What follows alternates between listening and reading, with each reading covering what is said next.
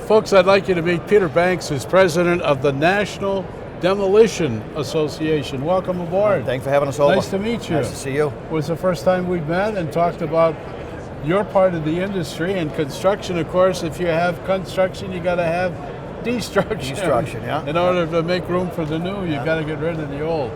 What's your industry? Give us an idea of its membership and what it is you people do. Well, the National Demolition Association represents over 800 member firms, and that would be from a mom and pop organization up to we've got national firms with 500-600 employees. Sure. So, and they're member firms, not individual members, whatnot, and throughout the U.S. and Canada. And so, what the NDA does is it promotes.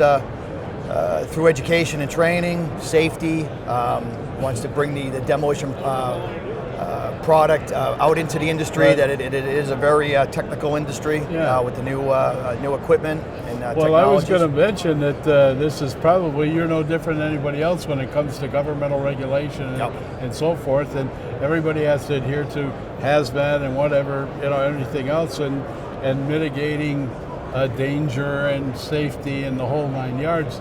Is there a particular area that you look at to help out your membership base? Well, I mean, first is the simplest of the personal protection equipment and making sure that that everybody is working on a job site safely. You can demolition is a controlled process, even though to look on a demolition site it might seem like it's chaos. It's a very controlled process. Sure. The removal of the building, especially with today's technology, the safety of the employees, tie-off points, safety railings and guardrails.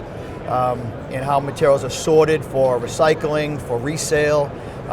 It's a very organized process. So teaching that to people who are not familiar with demolition and how important demolition is in the construction process, where they're, certainly on the East Coast and in the biggest cities, you're not building anything without removing something that was already there. Absolutely, and it's got to be gone before you can start the new. Right. So we are the beginning of that process. Sure. And demolition is a tremendously important. Well, let me ask you, if I'm not out of line here, about what happens with all this debris, and more specifically, the scrap. What's happening with the national, if not international, scrap business? I'm fully aware that China has been a long-time customer of that, and I understand they, as long as other people along the line, have basically curtailed that. So what has that done to your membership?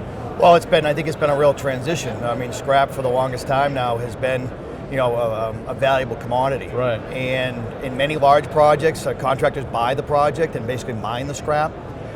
They may share in the scrap proceeds with the owner of the job, or that may be their income stream.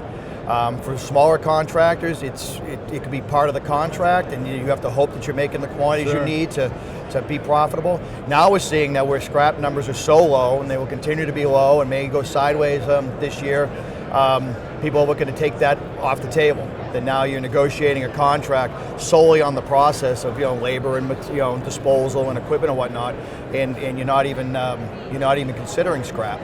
So basically, have to hold on to it for a while until that market gets resupported. Well, that's just it, and that also depends on how deep are your pockets. Do you want to hold on to that commodity like gold or whatnot and hope that it goes up, or are you going to sell and turn some kind of a profit, even though it's nothing like maybe it was a year ago? So everybody's individual situation is different, but it's certainly a discussion every day. With our members who are also in the scrap business, and but we're all recyclers, so we want to see that product has to go to its end source. I know you're from Boston, so I'll bring up hockey, and in that metaphor, I'll bring up kind of in the penalty box, aren't you? Yeah, exactly that. Yeah. So it's a transition for the industry, and I think the most creative people will prevail. Great. Well, I know you got a busy day ahead of you. You got a lot of people seeing. You got a booth right next to ours here, so I'm really happy you stopped by to impart your message to us and all of the folks out there, because as we know, you got construction, you got to have destruction. We need each other. So Peter thanks for your Banks, time. president of National Demolition Association, NDA, from World of Concrete 2016.